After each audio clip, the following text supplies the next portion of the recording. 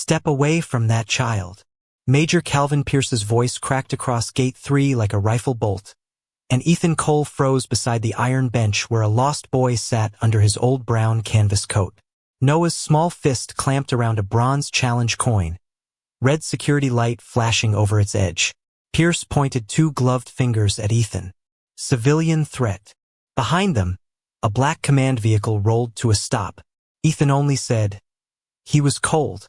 I let him sit." 3 hours earlier, the day had smelled of motor oil, warm dust, and the burnt metal bite of an overworked generator. Ethan Cole stood behind the maintenance shed near the east fence of Fort Redwood, wiping his hands on a gray rag that had once been white. The July heat pressed against the back of his neck, but he kept his movements slow, careful, almost gentle, the way men become when life has already taken more than it promised to. His toolbox sat open on the gravel, silver, dented, older than some of the soldiers walking past him without looking down. On the passenger seat of his old blue pickup, Lily's lunch bag rested beside a folded work order, and inside the bag was a sandwich wrapped in wax paper with a purple crayon heart on the corner. Lily had drawn it before school and told him it was for emergency courage. He had smiled then, because 7-year-old girls still believed courage could be packed with peanut butter and apple slices. By late afternoon, the wind shifted. It came through the chain-link fence with a dry whistle, carrying the sound of boots on pavement, a far-off bugle, and one noise that did not belong, a child breathing too fast. Ethan looked up from the service panel. Near the public side of Gate 3, just beyond the yellow line civilians were not supposed to cross, a boy in a blue hoodie sat on the end of an iron bench. He was small, maybe 9, knees tucked in, shoulders pulled tight against the wind. Nobody sat with him.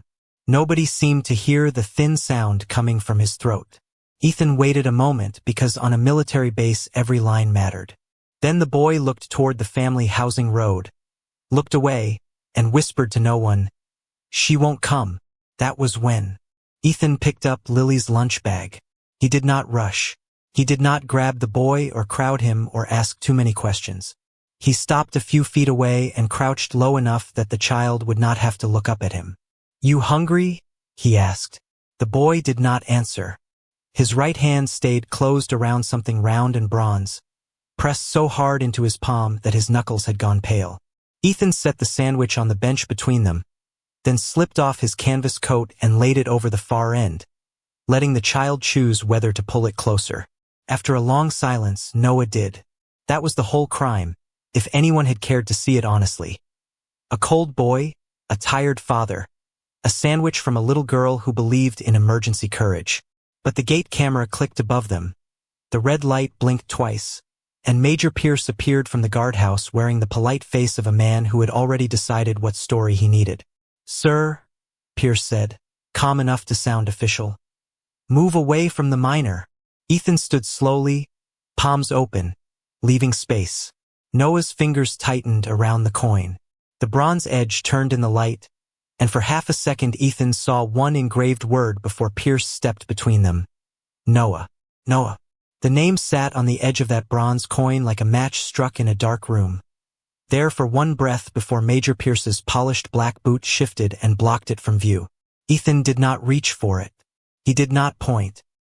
He only looked at the boy's fist, then at the officer's face, and saw the smallest thing change there. Not fear exactly, but calculation. "Hands where I can see them," Pierce said, his voice level, almost courteous. Ethan lifted both palms. "He's scared. That is not your assessment to make. Then make one."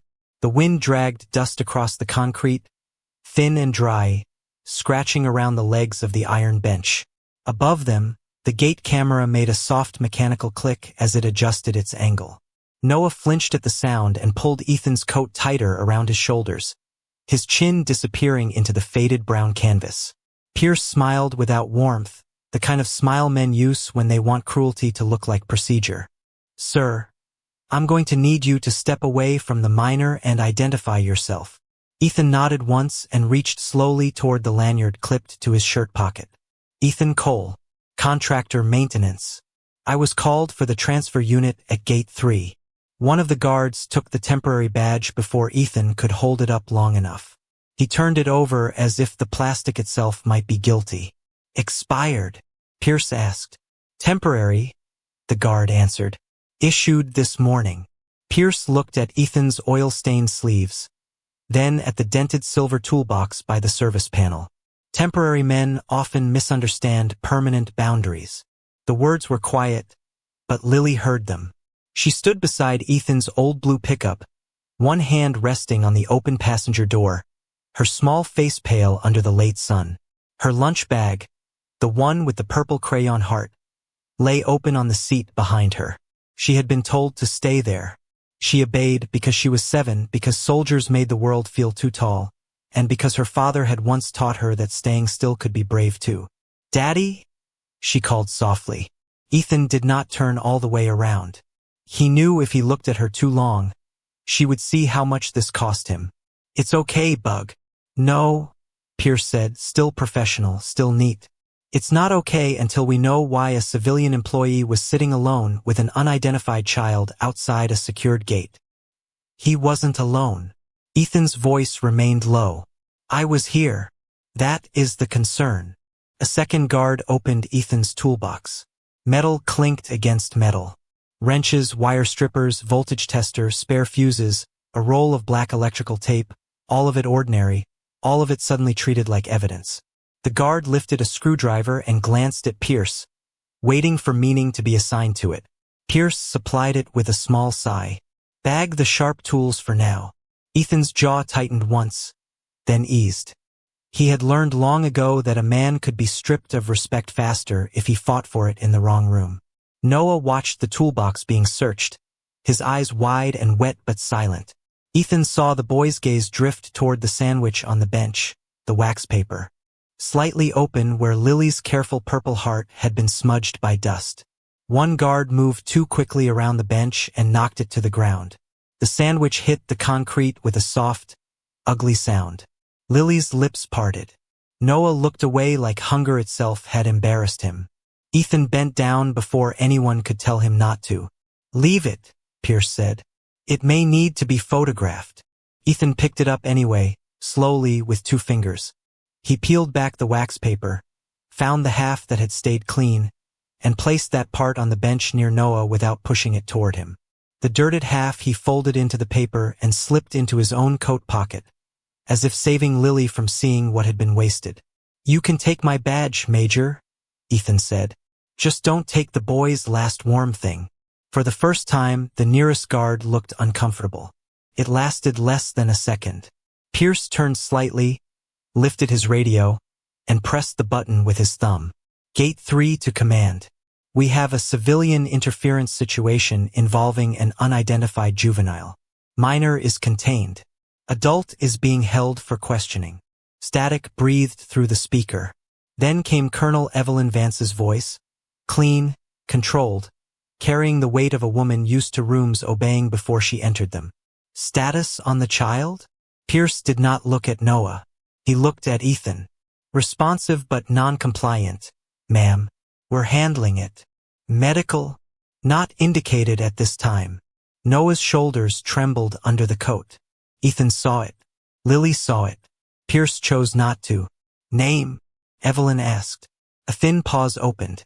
In that pause, the wind moved the edge of Noah's sleeve, and Ethan saw a blue wristband against the boy's wrist, the kind given at family centers and base events, its printed code blurred with sweat. Pierce's eyes flicked down to it, then away too fast. Unknown at this time, he said into the radio. Ethan lowered his gaze to the wristband, then to the work order lying on the truck seat, its corner lifting in the wind, the time printed clearly beside the job number. For 17 p.m. And as Pierce ordered the guard to keep Ethan's badge, one quiet question settled colder than the concrete under their feet. If the boy was truly unknown, why had the major just avoided saying the name he had already seen?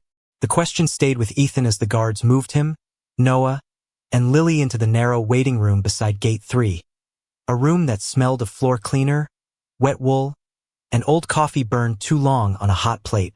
If the boy was unknown, why had Major Pierce looked away from the coin like a man avoiding a witness? Ethan did not say it out loud. He knew rooms like this, Fluorescent lights humming overhead, a camera in the corner, a steel table bolted to the floor. Adults pretending procedure could make fear look orderly. Noah was placed on a plastic chair near the wall, still wrapped in Ethan's coat, his sneakers not quite touching the ground. Lily stood near the doorway with both hands around the strap of her backpack, trying to be invisible and brave at the same time. "Sit there," Pierce told Ethan, pointing to the chair farthest from the boy. "Do not engage the minor unless instructed." "He has a name," Ethan said. Pierce's eyes narrowed. "Not officially. You saw the coin. I saw an object in a frightened child's hand." The words were careful, polished, almost kind if someone did not listen to what they were hiding. Ethan lowered himself into the chair Pierce had indicated. He kept his hands visible on his knees. He did not look like a man preparing to fight. He looked like a man measuring how much silence a child could survive. Noah's breathing had gone shallow again, each inhale catching high in his chest.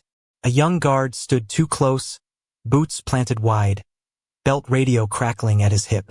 Every burst of static made Noah's shoulders jump under the brown canvas coat. Lily watched him for a moment, then reached slowly into her backpack. Ethan turned his head just enough to see her take out the small water bottle he had packed for her that morning. She did not walk up to Noah. She remembered what her father had done. She set the bottle on the floor halfway between them and slid it gently with 2 fingers until it stopped near the leg of Noah's chair. Then she backed up, eyes lowered. Noah stared at the bottle like kindness was something he did not know how to accept in front of strangers. "Lily?" Ethan said softly, not as a warning, but as thanks. She whispered. He looked thirsty. Pierce gave a short breath through his nose, a sound too small to call a laugh. "This is not a church picnic, Mr. Cole." Ethan's gaze stayed on Noah. "No." If it was, somebody would have asked him if he was okay by now. The room went still for one thin second. Not long enough to change anything. Long enough for the guard by the door to glance at the boy instead of the file in Pierce's hand.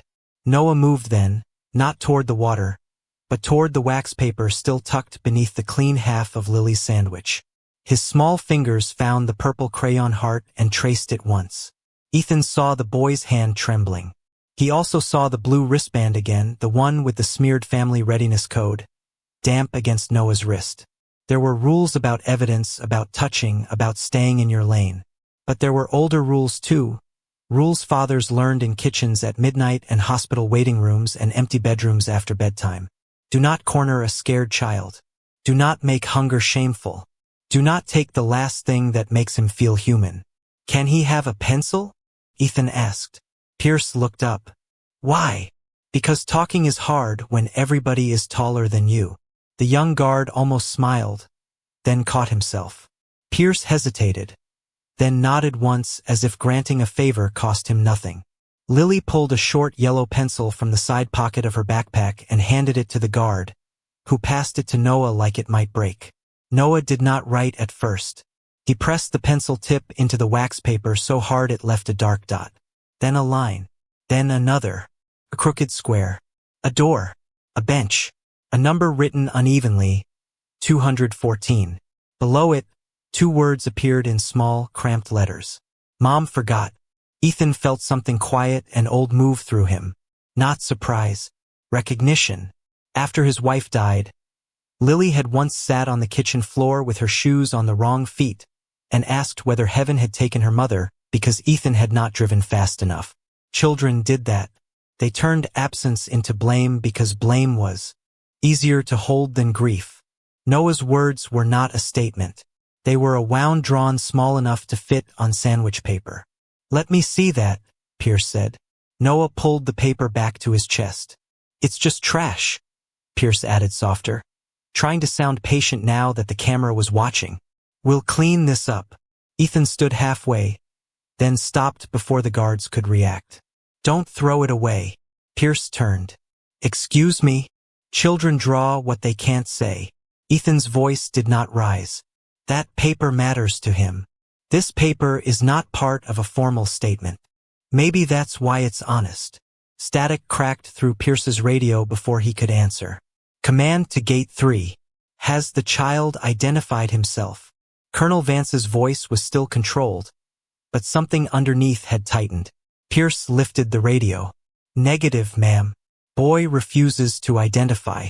Civilian continues to interfere verbally. Ethan watched Noah's pencil hover over the wax paper again. The boy added one more shape beside the crooked door. A small circle with lines coming off it like a coin or a sun. Sergeant Mara Ortiz, standing near the file cabinet with a clipboard tucked to her chest, leaned just enough to see the drawing. Her eyes paused at the number 214. Not widened. Not yet, but paused. Major, she said carefully. Family Readiness has a room 214. Pierce's polite mask did not fall, but it tightened at the edges. Noted, Sergeant. He reached for the wax paper. Ethan moved only his eyes to Noah and said, "You don't have to let go until someone promises to keep it safe." Noah looked at him, really looked at him for the first time, then placed the sandwich wrapper on the steel table with both hands, flat and careful, as if laying down something fragile enough to tell the truth before anyone else was ready to hear it. The sandwich wrapper lay flat on the steel table, its wax paper corners lifting and settling under the weak breath of the wall vent. And for a moment everyone looked at it as if a child's crooked drawing had no right to make trained adults uncomfortable. Room 214. A small door. A bench. The words Mom forgot pressed so hard into the paper that the pencil had nearly torn through. Major Pierce reached for it with 2 fingers, careful, official, already trying to make the fragile thing belong to procedure instead of Noah. "We'll catalog it," he said. Noah's hand twitched. Ethan saw it and did not move toward the boy. He only said, "Let him watch where you put it." Pierce stopped, irritated by the gentleness more than he would have been by anger. "Mr. Cole, you have inserted yourself repeatedly into an active security matter. I handed a scared kid a pencil. You coached a minor before formal questioning." "No," Ethan said quietly. "I gave him a way to breathe." The fluorescent lights hummed above them, and somewhere beyond the closed door, boots crossed the concrete hall in a quickening rhythm. Lily stood beside the file cabinet, both hands wrapped around the strap of her backpack, her eyes fixed on the paper as if her purple crayon heart had become part of something too big for a lunch bag.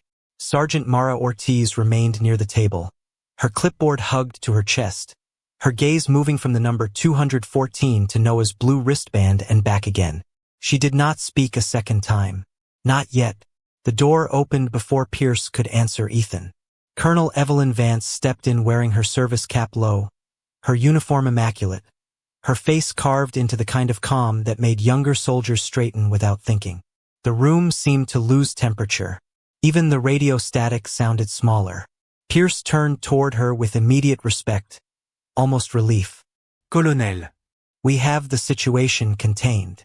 Evelyn's eyes moved once around the room. Ethan's oil-stained sleeves, Lily's small white face, Noah beneath the brown canvas coat, the bronze coin hidden again inside the boy's fist. She did not soften. Not visibly. "Contained is not the same as understood, Major." Pierce nodded, accepting the correction like a loyal officer. "Of course, ma'am. That is why we're documenting civilian contact. The child has refused identification, and Mr. Cole was observed engaging him outside the gate prior to notifying security." Evelyn looked at Ethan then, not cruelly, not kindly, just measuring. "You are the contractor?" "Yes, ma'am." "Assigned to Gate 3? Transfer unit and light control panel. And you approached a child outside a secured gate." Ethan's answer came without decoration. "I approached a cold child outside a secured gate." Pierce exhaled softly, as if saddened by Ethan's stubbornness. "Ma'am, with respect, intent does not erase risk. We have camera footage." He gestured to the wall monitor, and a guard dimmed the overhead light. The screen flickered blue, then gray. Grainy footage filled the room. The iron bench outside Gate 3, Noah sitting small and folded into himself, Ethan stepping into frame, bending near him, placing something on the bench. Without sound, kindness could look like suspicion. Without context, a sandwich could look like bait. Lily looked at the floor. Noah pulled the coat tighter. Evelyn watched the screen without blinking. "Pause," Pierce said. The guard froze the image at the worst possible moment. Ethan crouched low, Noah looking up, the distance between them flattened by the camera angle. "This is the contact point," Pierce said. Before any guard was alerted, Ethan studied the screen, not his own posture, not the way the image made him look guilty. His eyes went to the upper corner, to the timestamp, then passed it to the gate lights behind his frozen shoulder. The red beacon over the pedestrian arm was not red in the footage. It was pale white, a maintenance cycle color, a color that did not belong at that minute. He said nothing at first. He had learned that a quiet observation could carry farther than a loud defense. Pierce continued, smooth as polished stone. "Mr. Cole claims he was performing authorized work. We do have a temporary work order, but the fact remains that he left his assigned panel and approached a minor." Evelyn turned slightly. "Mr. Cole?" Ethan lifted one hand, not pointing at Pierce, only at the screen. "Could you play back 10 seconds? Pierce's jaw tightened. "The relevant portion is already visible." 10 seconds. Evelyn's eyes stayed on the monitor. "Play it." The guard obeyed. The footage jerked backward. Ethan watched the beacon, the shadow under the gate arm, the little pulse of light near the control box. "Pause." "There," he said. The image stopped. "What are we looking at?" Evelyn asked. Ethan stepped closer to the monitor but kept his hands at his sides.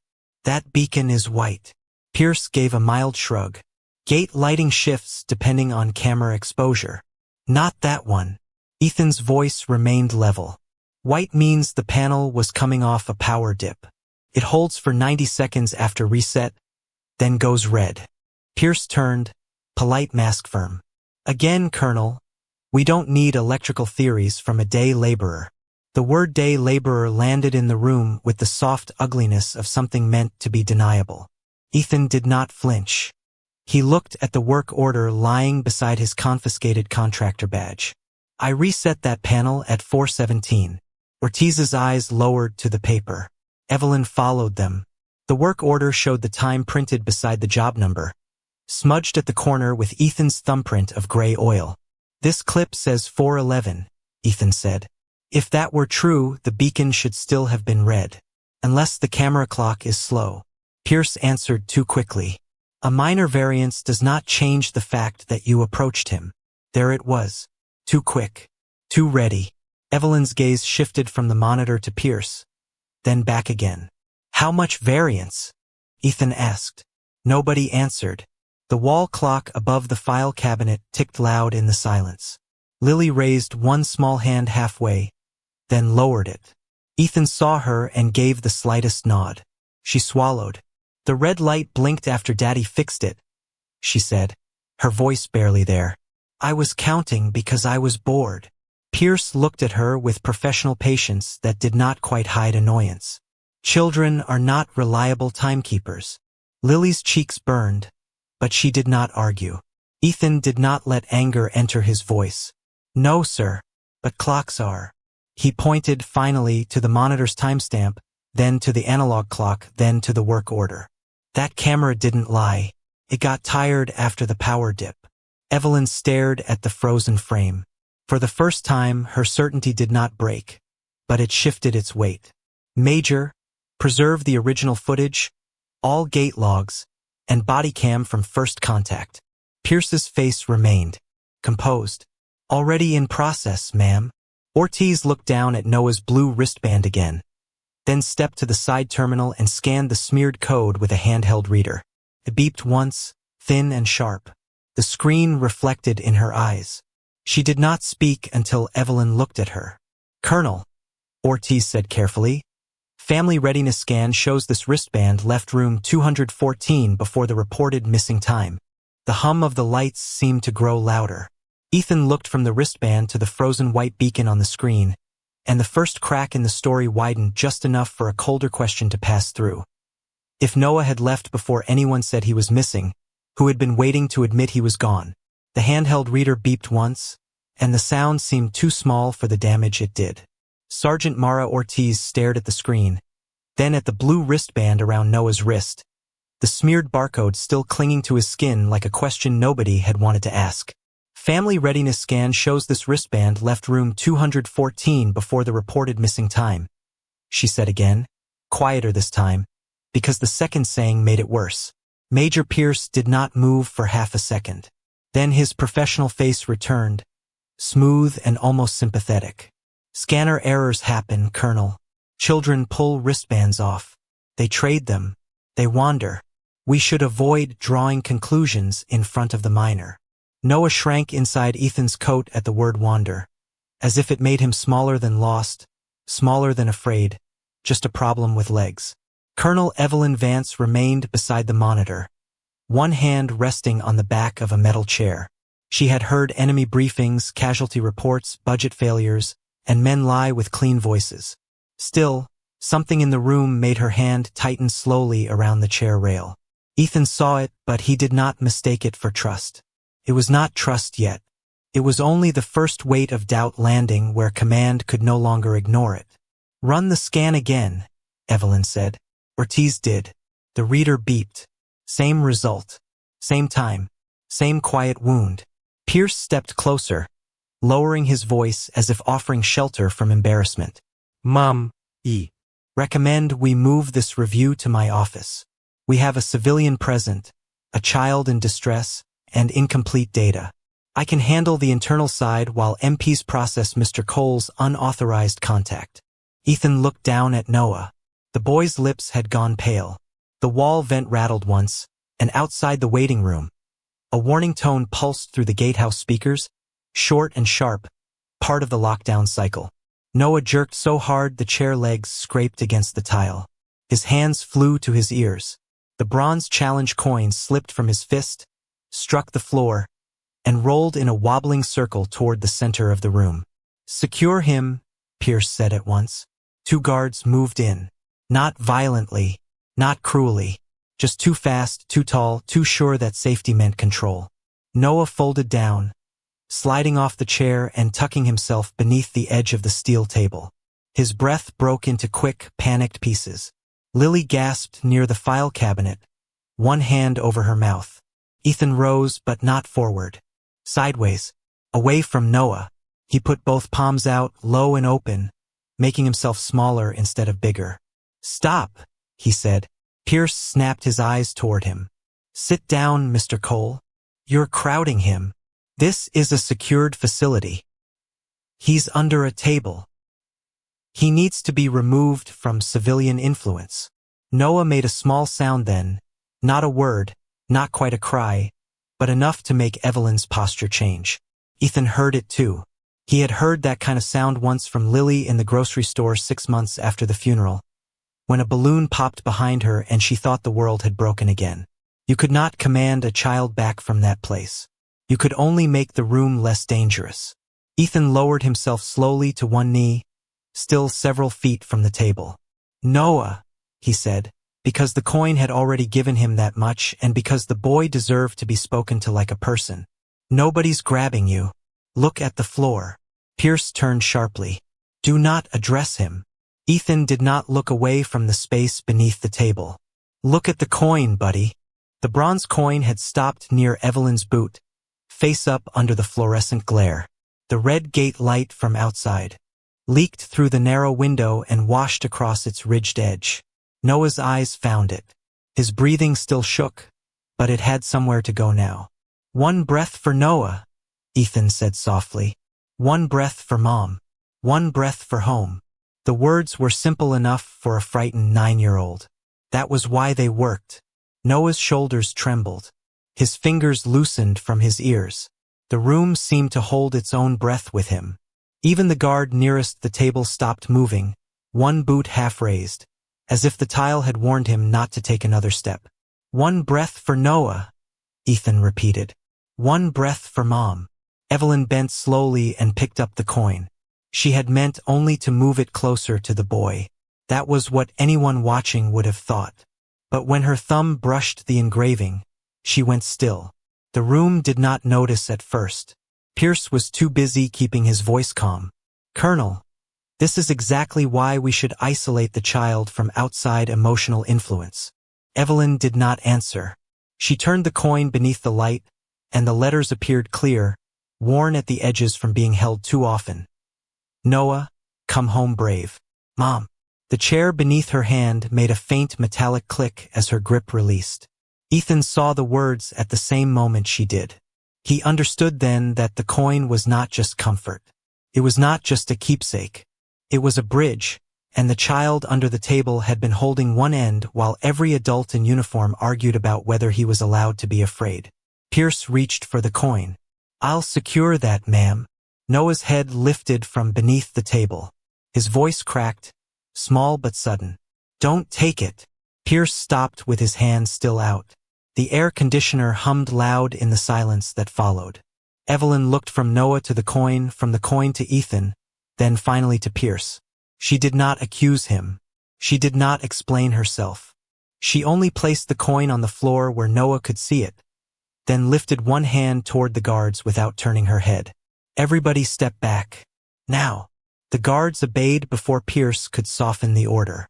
Noah reached one hand out from under the table, not to Ethan, not to Evelyn, but to the coin.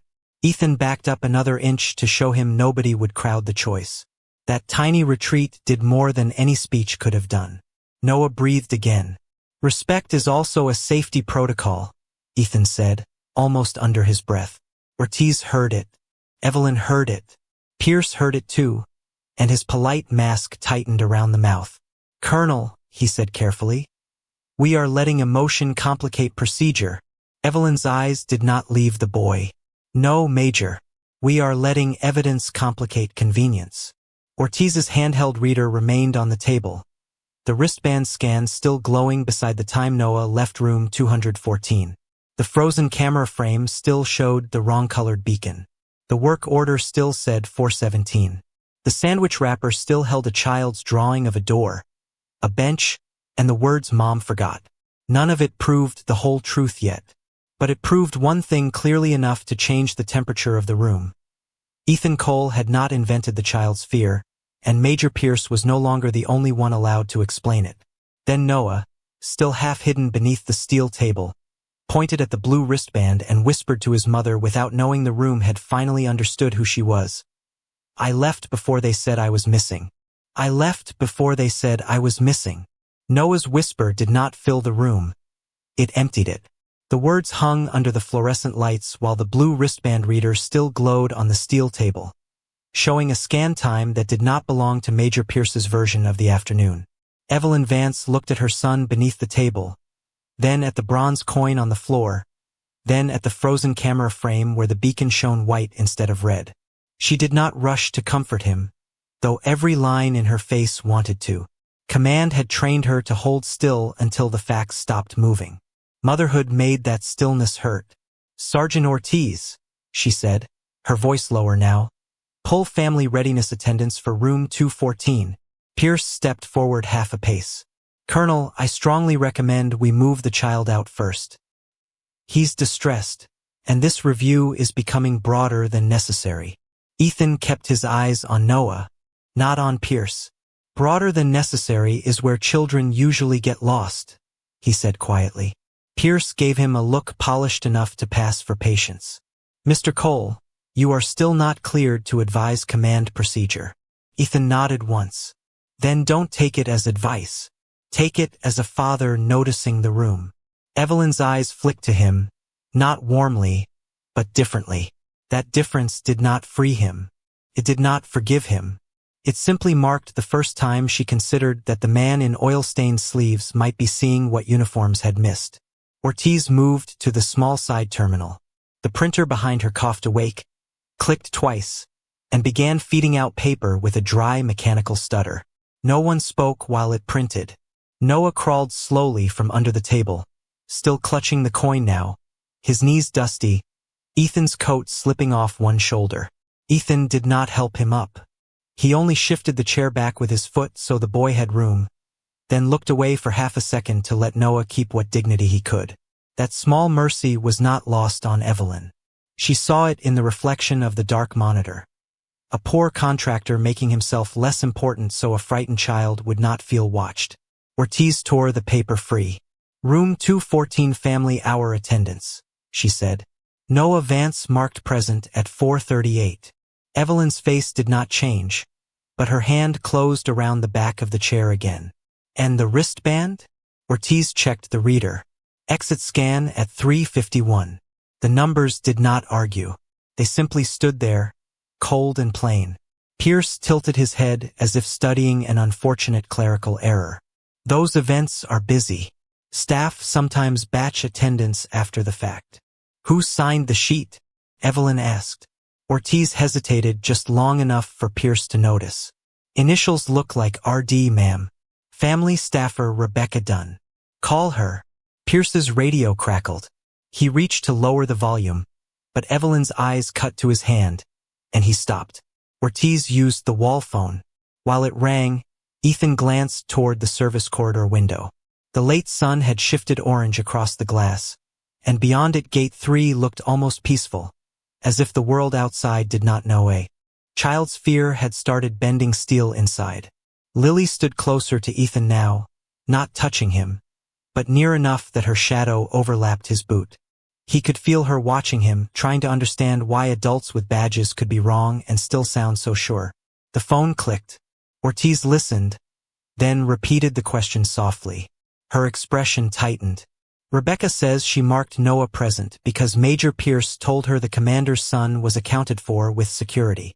Pierce's jaw flexed once. One small muscle, then gone. That is not accurate, he said. She may have misunderstood. Evelyn turned her head. Before or after 4:38? Pierce blinked. Mom. When did she misunderstand you? The room cooled again. Pierce smiled faintly, a professional smile wearing thinner at the edges. Colonel, I had multiple moving pieces during an inspection window. I would need to review my notes. Ethan heard it then, inspection window. Not child. Not Noah. Window. A thing to protect. A thing that could close. Ortiz ended the call and began pulling another file. Gate service log, she said. Manual override at the family side pedestrian gate at 3:56. Evelyn's gaze hardened. Authorized by whom? Ortiz swallowed. Initials CP. The printer stopped. The silence after it was deeper than the sound had been. Pierce did not collapse. Men like him rarely did. He adjusted his cuff, looked at the service log as if disappointed in a machine, and said, Manual override can be part of lockdown prep. Ethan finally looked up. Lockdown wasn't called until after 4:40. Pierce's eyes flashed toward him. You don't know that. Ethan did not take the bait. He reached toward his own confiscated work order, then stopped and looked at Evelyn for permission. She nodded once. He slid the paper across the table with 2 fingers. My transfer unit reset was logged at 4:17. The panel was still recovering when your gate camera took that clip. If the family gate was manually overridden at 3:56, that happened before I ever opened my toolbox. Ortiz lifted her phone and quietly took a picture of the work order beside the service log before anyone could move either page. That was when Pierce began to sweat. Not much, just a thin shine at the temple under the hard light. Colonel, he said softer.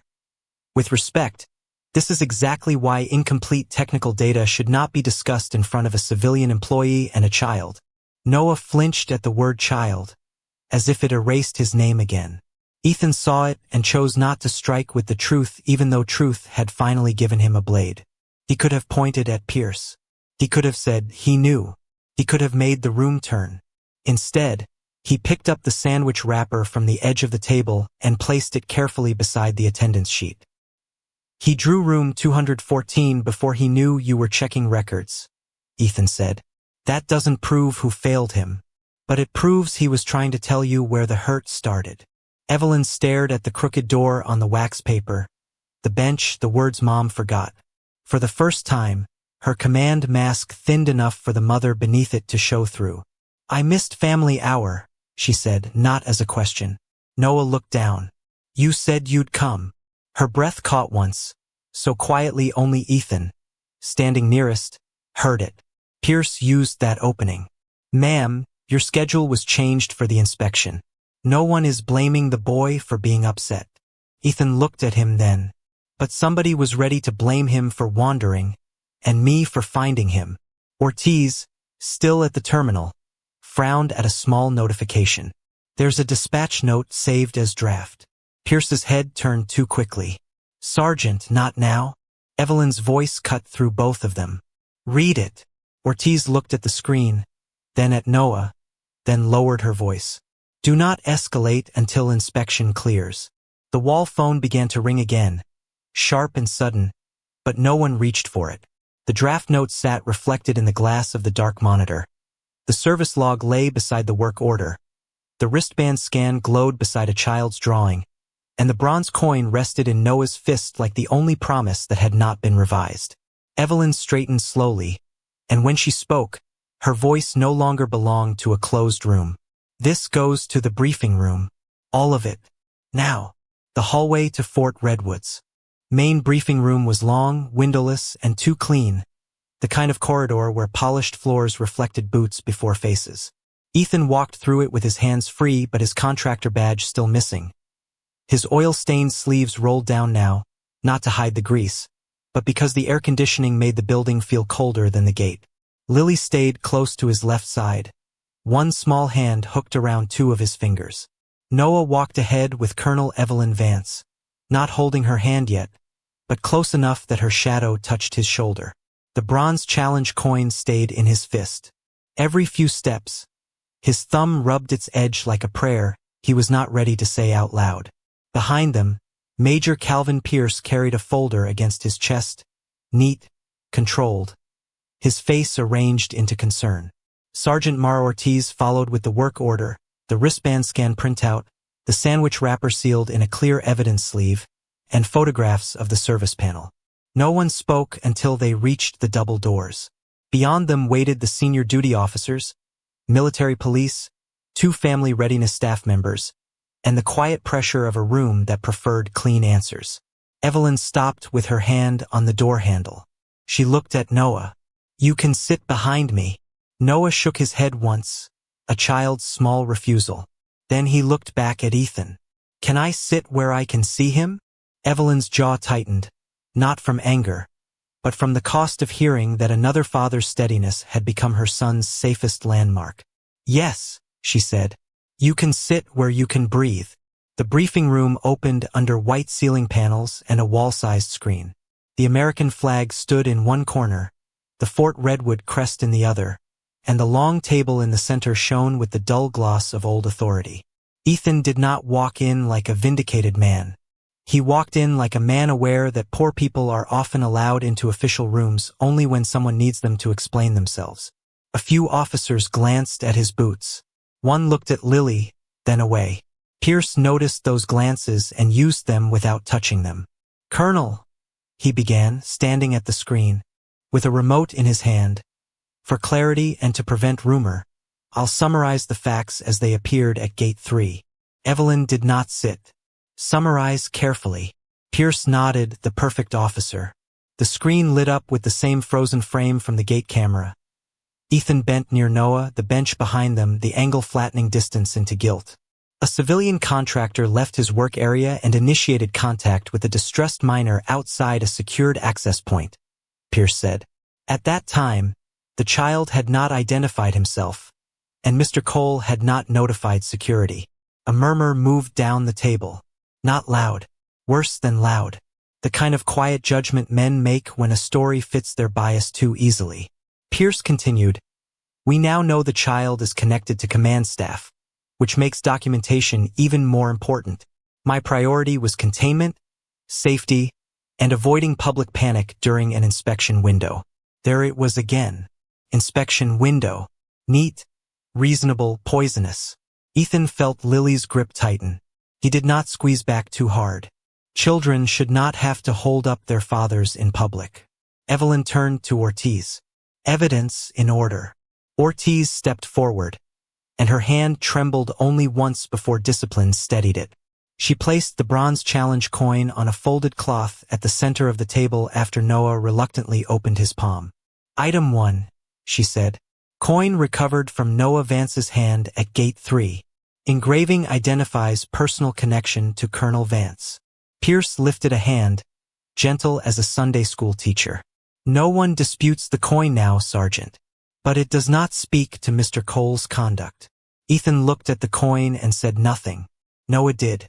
He pointed at it, not at Pierce. He told them not to take it away. The room shifted just slightly. A child had not solved anything. He had only remembered kindness. Ortiz placed the work order beside the coin. Item 2. Contractor work order for Gate 3 transfer unit. Job logged at 4:17 p.m. Signed by technical intake. Pierce leaned in. That confirms he was present on site, not that he remained within scope. It was a good answer. Good enough that several officers nodded. For a moment, Pierce seemed to regain the floor. He turned that small victory into a softer tone. And I want to be clear. Mr. Cole may have believed he was helping, but good intentions can still create security risks. That is why protocols exist. Ethan raised his eyes then. He did not look at the officers who doubted him. He looked at the frozen frame on the screen.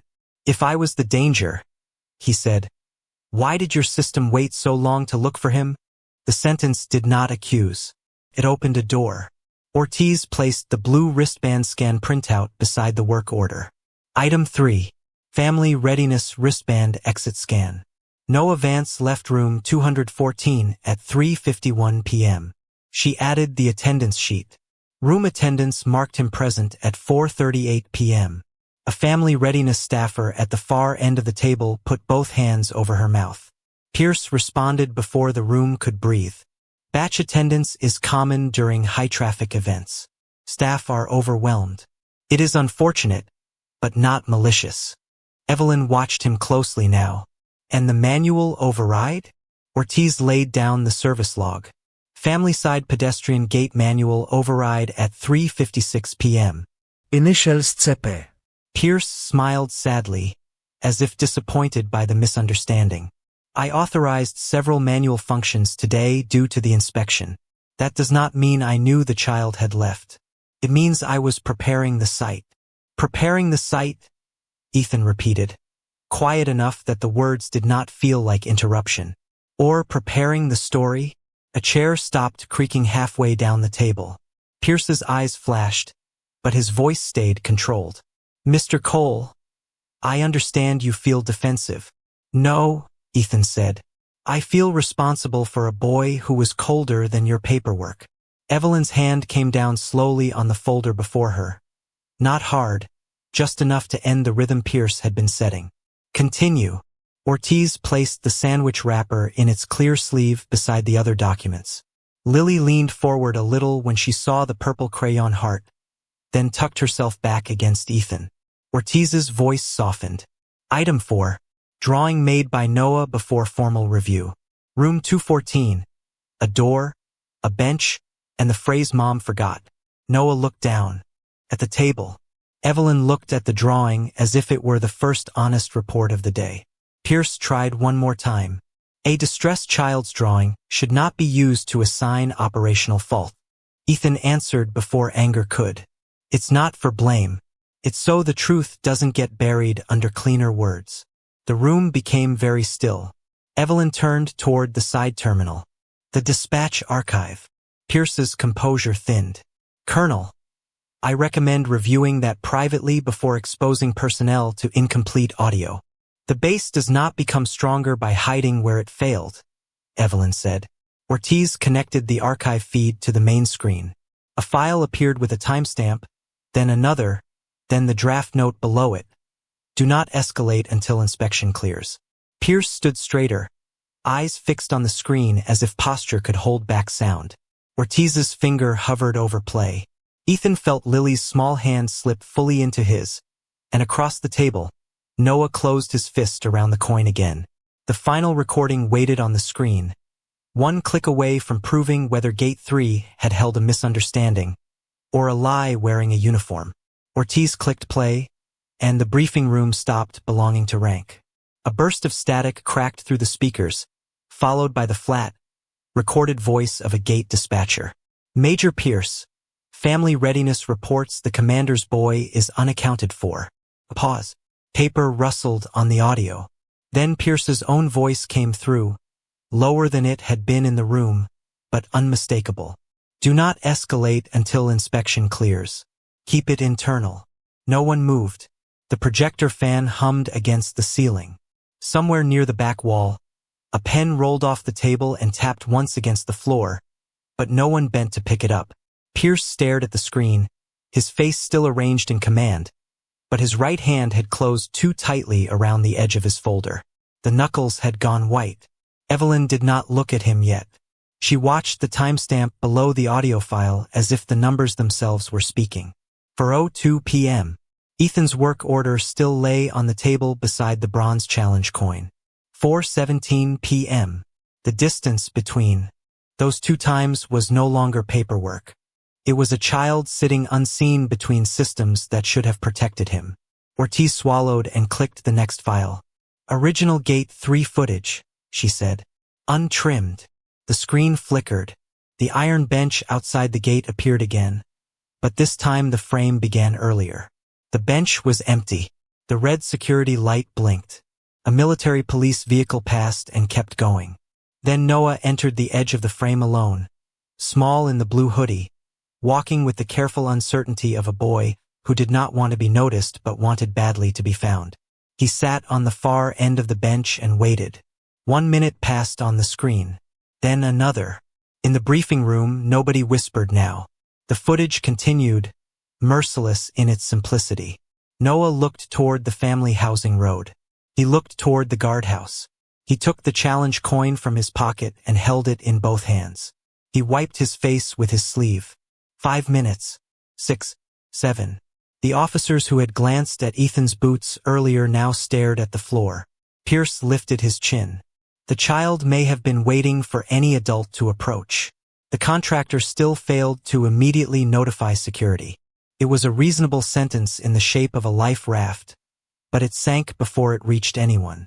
Ortiz let the footage play.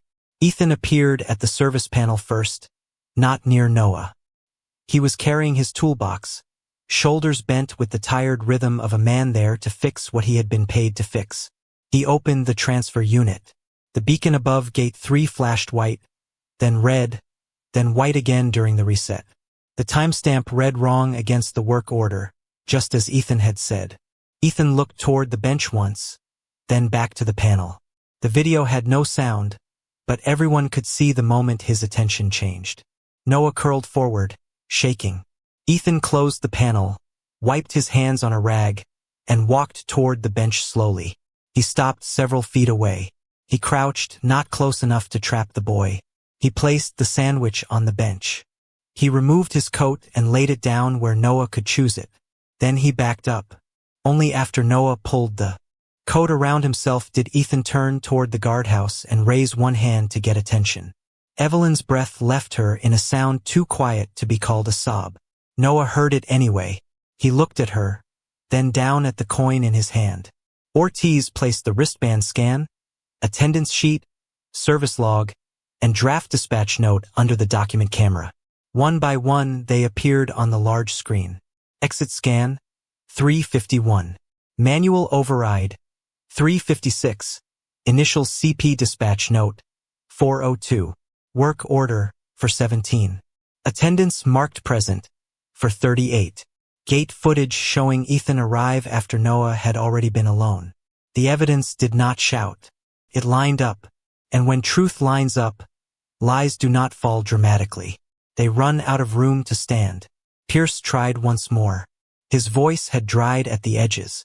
Colonel, command decisions during inspection conditions require discretion. I made a judgment under pressure to prevent panic and protect operational reputation. Mr. Cole's presence complicated an already sensitive situation. Evelyn turned then, not fast, not furious, slowly, with the terrible restraint of someone who understood that justice would be weaker if she let anger do its work. Major, she said, you protected a report. He protected my son. The words did not echo. They landed. Pierce's mouth opened, but no answer came out. The officers around the table did not rescue him with a cough, a nod, or even a glance. The silence was not empty. It was full of every moment Ethan had been called a threat, every time Noah had been called non-compliant, every second Lily had watched her father's dignity tested in a room that assumed a grease-stained man was easier to doubt. Evelyn stepped away from the head of the table and knelt in front of Noah, lowering herself until her uniform no longer towered above him. She removed her service cap and set it on the floor beside her. The commander disappeared. The mother remained. "Noah," she asked, voice trembling at last, "did Mr. Cole scare you?" Noah shook his head. He looked across the table at Ethan, who stood still with his hands folded in front of him, as if even now he did not want to take more space than the boy needed. "He left space so I wouldn't be scared," Noah whispered. Then he added, smaller, "He waited with me." The room went completely silent. Not quiet, silent. The kind of silence where the air conditioning becomes a witness, where the projector fan sounds like breath, where paper edges seem too loud, where grown men in pressed uniforms cannot hide behind rank because a 9-year-old has just explained respect better than any regulation manual. Lily's fingers found Ethan's hand under the table edge. This time he let himself squeeze back.